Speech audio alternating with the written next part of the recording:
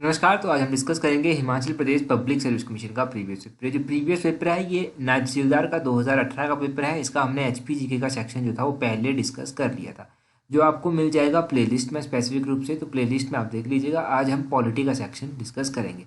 हम हर एक सेक्शन को डिस्कस करेंगे ताकि आने वाले एग्जाम्स में आपको हेल्प मिल सके। अच्छा, यहाँ से हम क्वेश्चन नंबर 1 से स्टार्ट करेंगे। देखिए काफ़ी अच्छे क्वेश्चन लगेंगे आपको, क्योंकि पहले रिपीट होते रहते हैं ये क्वेश्चन घुमा फिरा के, तो आपको अच्छे लगेंगे और आपको आते भी होंगे।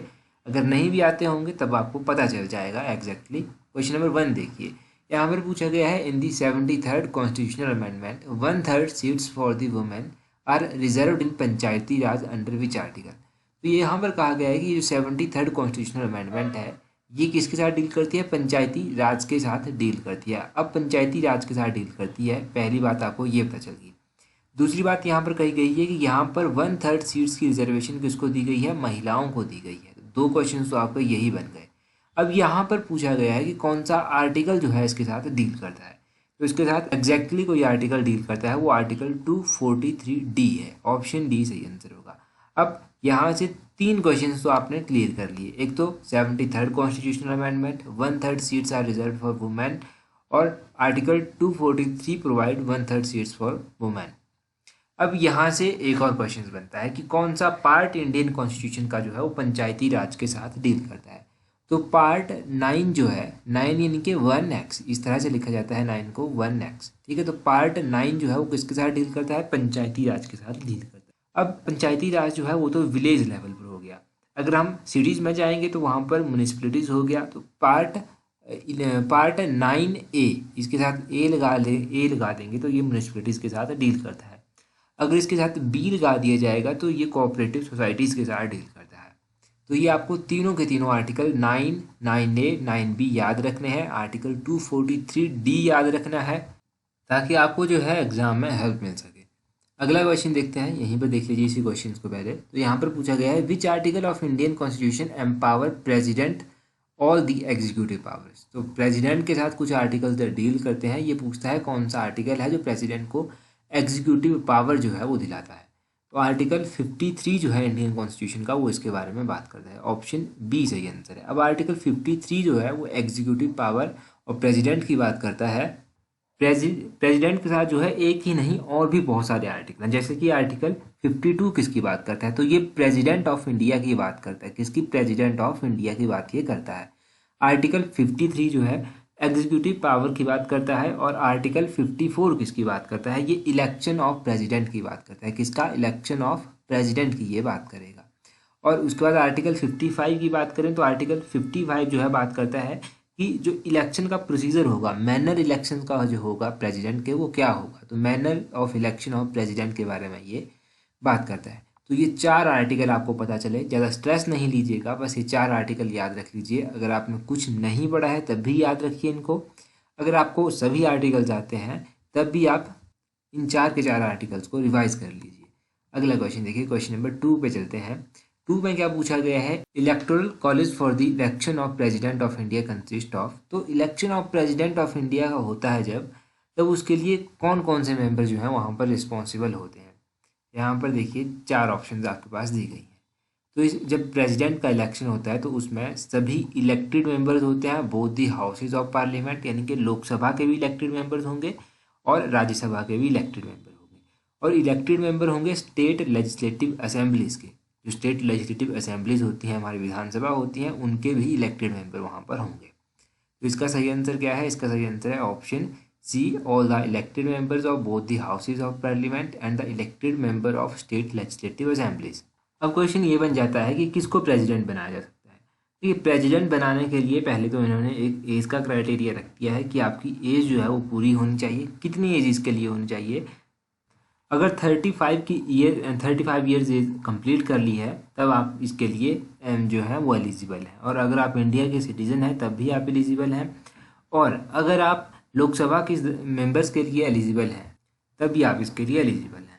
तो ये तीन चार कंडीशन इसके लिए रखी गई हैं, ये आपको पता होनी चाहिए, क्योंकि एग्जाम में ना कुछ भी पूछ लिया जा रहा है। तो याद रखिए। अब जो प्रेसिडेंट का इलेक्शन होता है उसमें जो ओथ होती है, उसकी शपथ जो होती है वो किसके द्वारा कंडक्ट करवाई जाती है? वो चीफ जस्टिस ऑफ इंडिया के द्वारा कंडक्ट करवाई जाती है।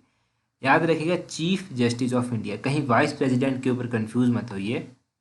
और इनका टेन्योर क्या होता है, इनका टेन्योर जो है वो 5 ईयर्स होता है, 5 ईयर्स के लिए जो है ये चुने जाते हैं। तो ये याद रखिए। क्वेश्चन नंबर 5 देखिए, यहाँ पर पूछा गया है within which time period an ordinance promulgated by the president be laid down before the both houses of parliament after their reassemble.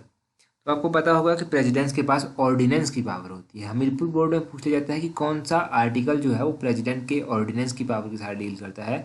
Article number 123 जो है वो ऑर्डिनेंस के साथ डील करता है, जो प्रेसिडेंट्स के पास पावर है। अभी पूछते हैं कि अगर प्रेसिडेंट्स जो है वो ऑर्डिनेंस जारी करता है तो वो कितने टाइम के लिए जो है प्रोमिलगेट करना पड़ता है, तो वो 6 week, within 6 week. Option C जो है वो सही आंसर होगा इसका।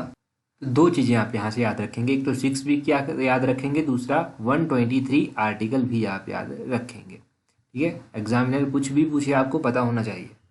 तो दो क्वेश्चन आपके होपफुली यहाँ से क्लियर हो गए। अगला क्वेश्चन, यहाँ पर हिंदी में क्वेश्चन दिए गए हैं, परंतु पॉलिटी का मज़ा इंग्लिश में पढ़ने में ज़्यादा आता है। अगर कुछ लोगों को हिंदी में भी पढ़ना है तो मैं हिंदी में भी क्वेश्चन बता रहा हूँ। आई होप कि आपको यहाँ से पता चल रहा है। यहाँ पर बीच में क्वेश्चन नंबर 4 रह गया, 4 भी देख लीजिए। यहाँ पर पूछते हैं who gives final verdict on money bill. तो मनी बिल जो होता है, धन विधेयक जो होता है, उसके ऊपर फाइनल वर्डिक्ट जो है अपना कौन देता है। फाइनल वर्डिक्ट उसके ऊपर जो है वो स्पीकर ऑफ लोकसभा के द्वारा दिया जाता है। किसके द्वारा? स्पीकर ऑफ लोकसभा के द्वारा। अब लोकसभा के स्पीकर की बात करें तो आप ये भी याद रखिए कि जो ज्वाइंट सीटिंग दोनों हाउसेस की बुलाई जाती है उसको प्रिजाइड किसके द्वारा किया जाता है, तो उसको जो है वो प्रिजाइड किया जाता है किसके द्वारा? स्पीकर के द्वारा। स्पीकर ऑफ लोकसभा के द्वारा उसको प्रिजाइड किया जाता है। अगर स्पीकर ने अपना रेजिग्नेशन लेटर देना है तो वो किसको देना चाहेगा? तो उसको रेजिग्नेशन जो है अपना डेप्यूटी स्पीकर को देना पड़ेगा। अगर डेप्यूटी स्पीकर ने देना है तो वो स्पीकर को देगा। अच्छा, अब ये बता दीजिए कि लोकसभा के पहले स्पीकर कौन थे, कमेंट करके बता दीजिए। और पहले स्पीकर कौन थे ये तो बताइए, और प्रेजेंट टाइम में स्पीकर कौन है ये भी बता दीजिए। और विधानसभा के पहले स्पीकर कौन थे हिमाचल से, वो भी आप बता दीजिए। हिमाचल प्रदेश विधानसभा के पहले स्पीकर। अगला क्वेश्चन देखते हैं हमारे पास क्या है। नेक्स्ट क्वेश्चन में पूछते हैं how many writs can supreme court of India issue under article 32। जो आर्टिकल 32 है ना, ये सुप्रीम कोर्ट के बारे में बात करता है कि सुप्रीम कोर्ट जो है वो रिट इशू कर सकता है। कितने टाइप की रिट इशू कर सकता है? ऑप्शन बी जो है वो सही आंसर है। 5 टाइप की रिट जो है वो सुप्रीम कोर्ट इशू कर सकता है। कौन कौन सी है? एक तो है हैबस कॉर्पस, दूसरी है मैंडेमस, तीसरी कौन सी है? सैनिटरी, और चौथे नंबर पर कौन सी है? प्रोहिबिशन हो गया, और 5वें नंबर पर कौन सी है? क्यूओ ब्रांटो। तो ये 5 टाइप की रिट्स आप याद रखिए कि कौन कौन सी हैं ये 5 टाइप की रिट्स। ये रिट्स आपको पता होनी चाहिए। रिट्स के बारे में पूछे जाते हैं क्वेश्चन। अब 5 टाइप की रिट्स होती हैं। आर्टिकल 32 के तहत ये इशू की जा सकती हैं सुप्रीम कोर्ट के द्वारा, और आर्टिकल 226 के तहत जो है वो हाई कोर्ट इसको इशू कर सकता है।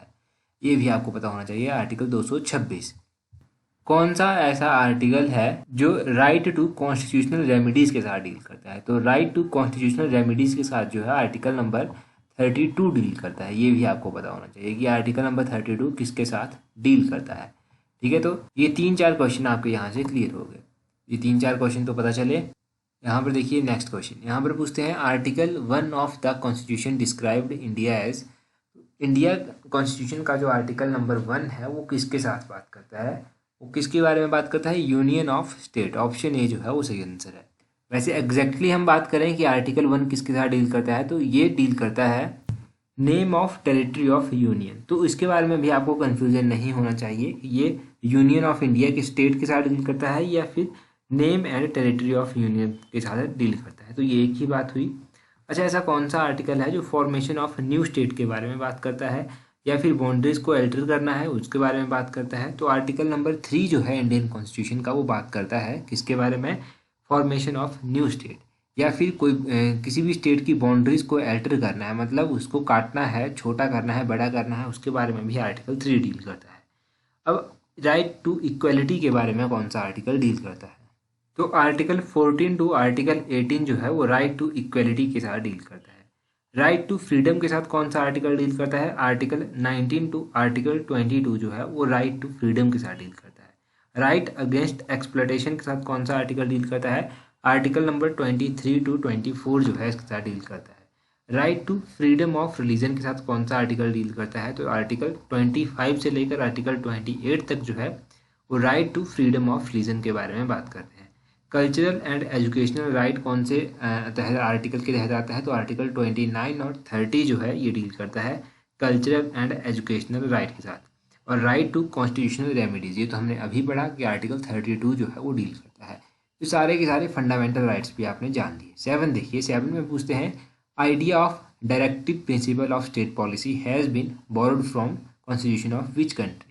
तो DPSP भी इसको कहते हैं, directive principle of state policy. ये हमने आयरलैंड से बोरो किया था, ऑप्शन बी सही आंसर है।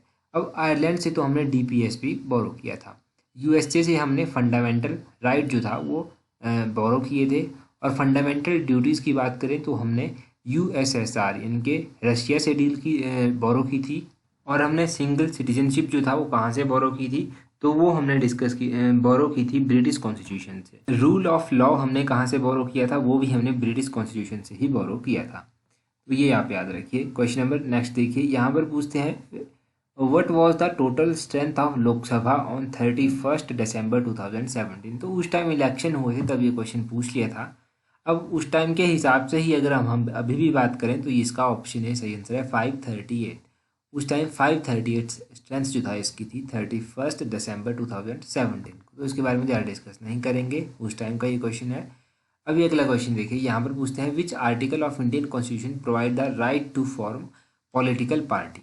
तो इंडियन कॉन्स्टिट्यूशन का ऐसा कौन सा राइट है जो पॉलिटिकल पार्टी फॉर्मेशन के बारे में बात करता है। फिलहाल ऐसा कोई भी आर्टिकल नहीं है जो पॉलिटिकल पार्टी फॉर्मेशन के बारे में बात करता है। Option D none of this जो है वो सही आंसर होगा। तो इसका भी आपको पता चल गया कि ऐसा कौन सा आर्टिकल है जो पॉलिटिकल पार्टी की फॉर्मेशन के बारे में डील करता है, कोई भी नहीं है एग्जैक्टली। हाँ, एक इम्पॉर्टेंट आर्टिकल और है जो कई बार एग्जाम में पूछा जाता है कि क्वेश्चन पूछा जाता है कि कौन सा आर्टिकल मनी बिल के बारे में बात करता है। तो आर्टिकल 110 जो है वो मनी बिल के बारे में बात करता है।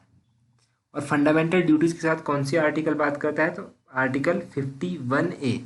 51A के बारे में याद रखिएगा कि ये फंडामेंटल ड्यूटीज़ के साथ जो है वो डील करता है। 51A आर्टिकल आपको एग्जैक्टली याद रखना है।